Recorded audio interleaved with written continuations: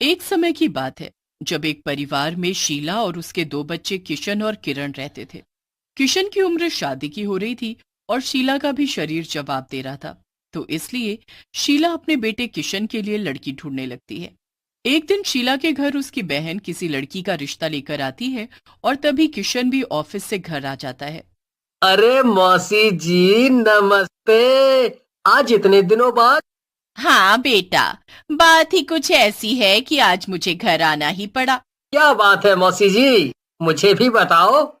मैं तेरे लिए एक रिश्ता लेकर आई हूँ। बड़ी ही सुंदर और सुशील लड़की है। तू देखेगा तो एक बार में ही पसंद कर लेगा। हाँ। पर मौसी जी, रिश्ता, शादी, ये सब क्या है माँ? अरे बेटा, तेरी शादी की उम्र है और मुझसे भी अब कुछ संभाला नहीं जाता।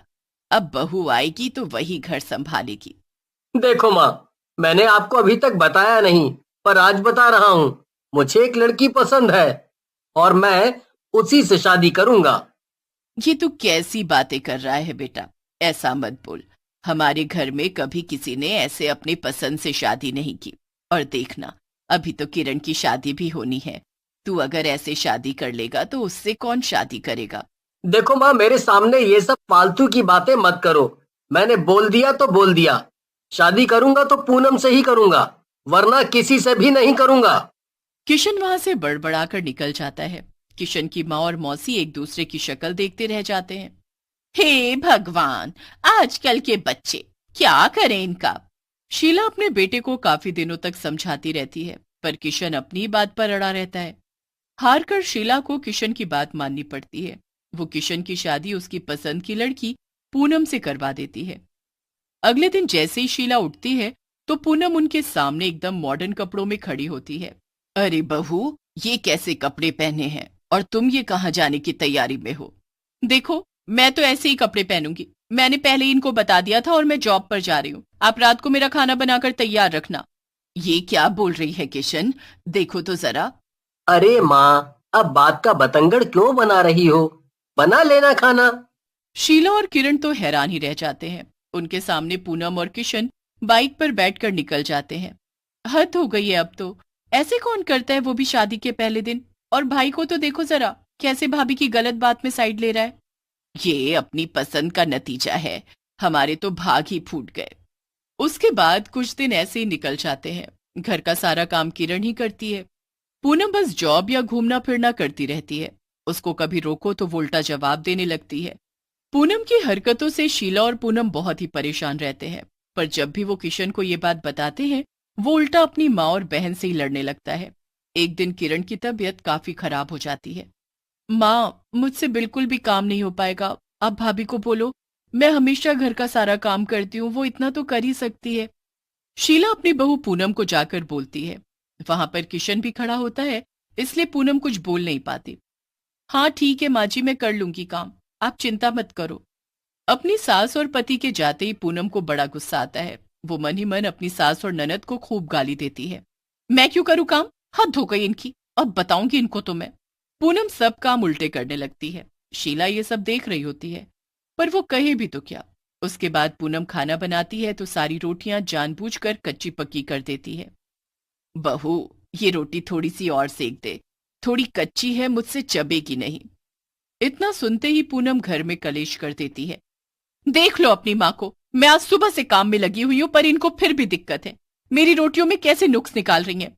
मैंने आज तक बोला इनकी बेटी कैसी रोटी बनाती है? अरे वो तो इतनी बढ़िया रोटी बनाती है। ऐसा है माँ, अगर पसंद नहीं आ रही तो खुद बनाया करो अपनी रोटी। फालतू में जब देखो घर के कलेश। शीला बिना गलती के फिर से बुरी बन जाती है।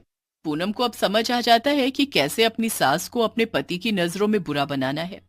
वो सारे काम उल्टे करती है, जिससे उसे कोई काम करने को ही ना बोले। और अगर बोले तो पूनम रोना शुरू कर देती और अपनी सास की ही गलती निकाल देती। शीला और किरण का घर में बड़ा ही जीना मुश्किल हो जाता है। कोई दोनों से बात नहीं करता। शीला की तबीयत भी दिन पर दिन बिगड़ने लगती है, पर पूनम उसे दवाई नहीं दिलाती। बेचारी तड़प तड़प कर ही मर जाती है। माँ, माँ, अब तुम्हारे बिना मैं कैसे जीऊंगी? मेरा कौन है तुम्हारे सिवा? अब बताऊंगी इसको तो मैं। नौकरानी बनाकर ना रखा ना, तो मेरा नाम भी पूनम नहीं। किरण बेचारी रोती रहती है और उस रात रोते रोते ही सो जाती है। अगले दिन से जो पूनम अपनी ननद किरण पर अत्याचार करती है, उससे किरण की मानसिक हालत भी खराब होने लगती है। एक दिन जब पूनम घर में अकेले बैठी मजे से फल खा रही होती है, तभी उसकी चुड़ैल सास उसके पीछे आ खड़ी होती है। बहुत जुल्म कर लिया इसने हम पर, अब मैं आ गई हूँ एक एक अत्याचार का बदला लेने। छोड़ूंगी नहीं मैं तुझे, तेरी वजह से मेरा पूरा घर बर्बाद हो गया। मैं भी मर गई और मेरी बेटी की हालत भी इतनी बुरी कर दी तूने। किरण इधर आ, मेरे नाखून इतने बढ़ गए, इनको साफ करके काट दे। जल्दी आ नेल कटर लेकर।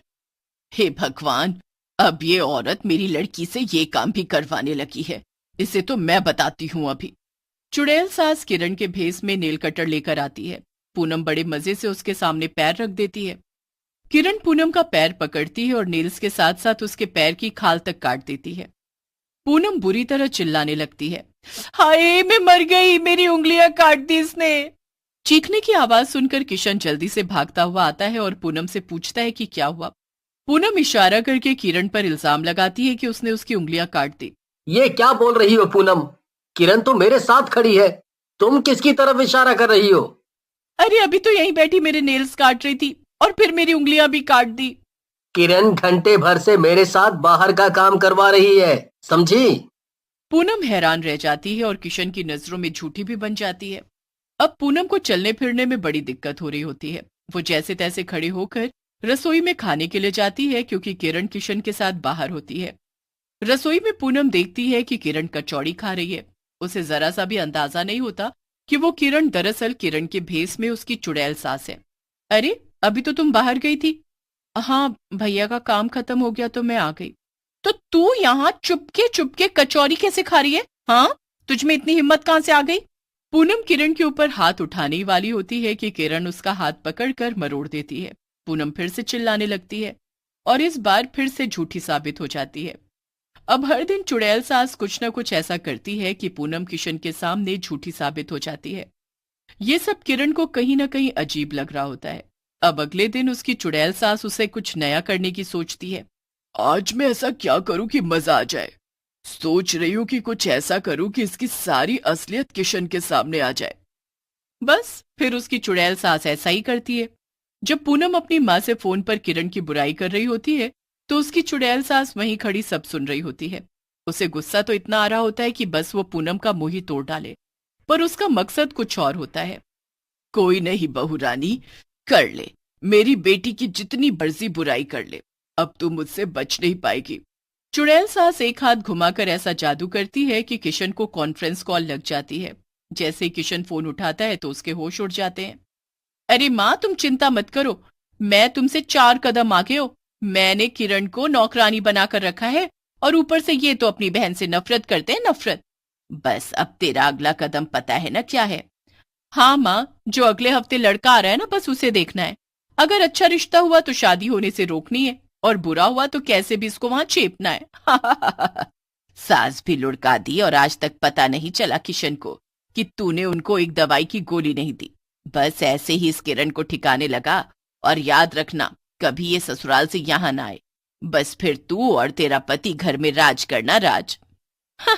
हाँ माँ, बस तुम देखती जाओ। ये सब बातें सुनकर किशन के होश उड़ जाते हैं। वो घर आता है पर पूनम से एक शब्द भी नहीं बोलता। अब वो सब कुछ बड़े ध्यान से समझने लगता है कि कैसे उसकी बीवी का सब किया धरा है। वो एक दिन किरण के पास जाता है और उसे गले से लगा लेता है।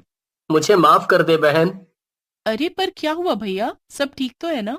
कुछ नहीं, बस मुझे तेरी अच्छी जगह शादी करनी है। और हाँ, तुझे कोई भी दिक्कत हो तो तू मुझे आकर बताना।